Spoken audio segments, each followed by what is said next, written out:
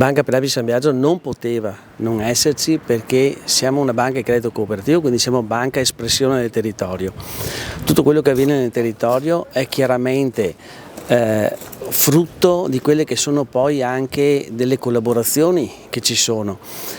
Noi come banca di credito cooperativo cerchiamo di essere presenti non solo in questi eventi, ma soprattutto di, assieme ai vari enti, quindi in questo caso al consorzio, di portare avanti anche dei progetti che siano importanti per il mantenimento e per la salvaguardia del territorio.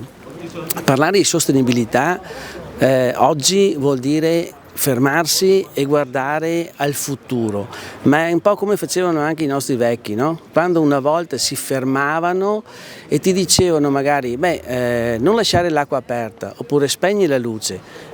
In quegli anni chiaramente la sostenibilità era economica, adesso stiamo ripercorrendo forse gli stessi passi dei nostri padri, però guardando al futuro per una sostenibilità ambientale e soprattutto per quella che sarà la nostra poi sopravvivenza.